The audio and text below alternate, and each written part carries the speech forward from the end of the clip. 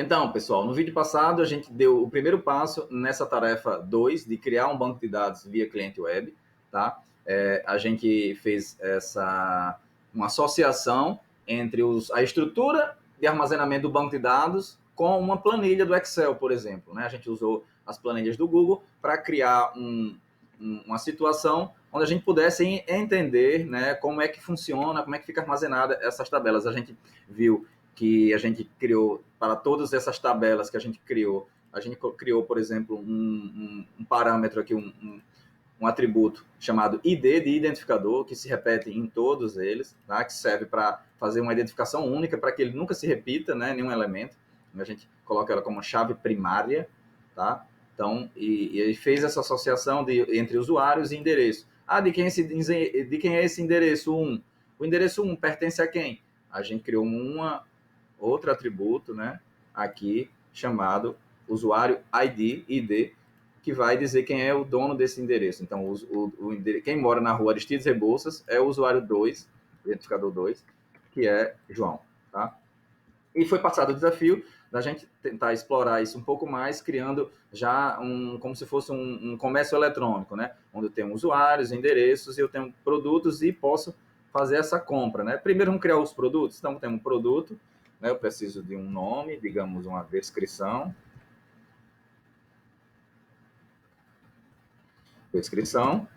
E um valor, por exemplo. Vamos lá, começar ID sempre o primeiro cadastro, tá? Vamos chamar aqui uma bola de futebol, bola de campo. Futebol de campo. E vamos colocar o preço dela, R$100, tá? Então, esse é o produto. E eu poderia ainda aumentar quanto estoque, né?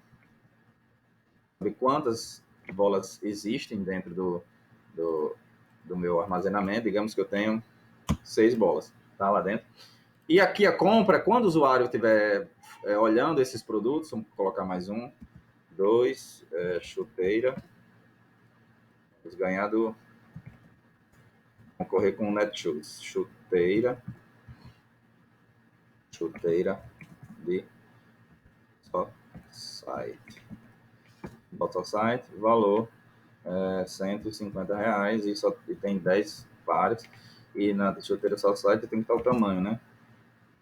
40, por exemplo. Tá? 40 nem menos, só tem 15. Então, esse aqui é o valor, 150, e o preço e a quantidade no estoque tem 15, digamos assim. Beleza, então já tenho 2 produtos, o usuário já fez o cadastro, já tem sua senha armazenada, depois a gente vai ver como a gente esconde essa senha, porque nem os administradores do banco de dados podem ter acesso a essa senha do usuário, a gente consegue aplicar métodos para esconder isso. E aqui a gente tem o endereço, né? Eu tenho associado aqui o ID do usuário, tá?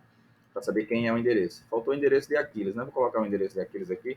Rua Raimundo Chaves, 2189. Apartamento 401.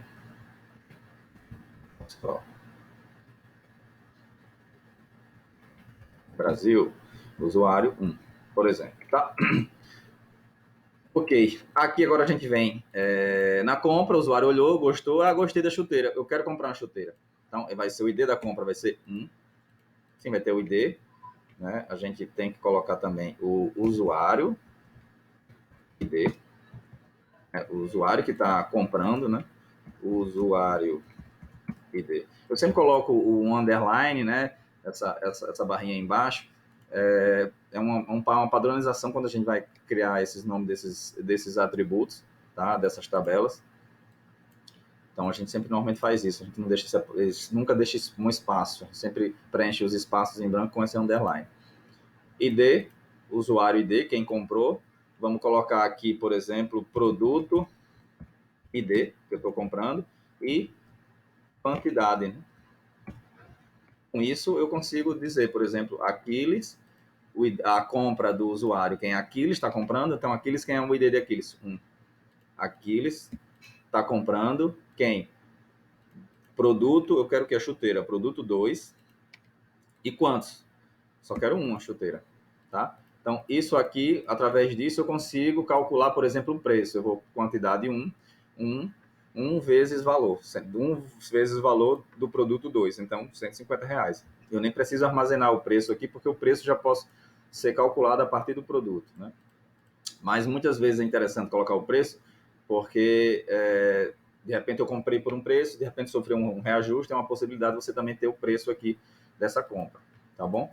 E vamos colocar agora Pedro para comprar. Como seria para Pedro comprar a bola?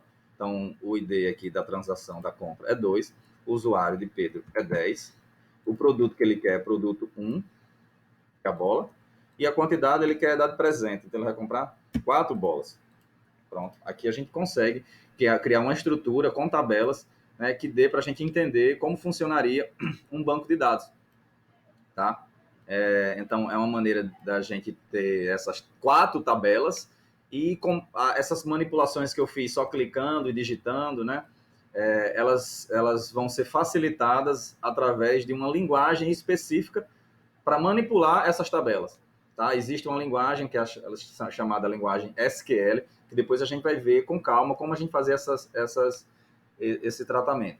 Mas no próximo vídeo a gente vai sair dessas planilhas e agora fazer essas mesmas operações, agora utilizando um banco de dados, né? O MySQL, que já vem instalado aqui dentro do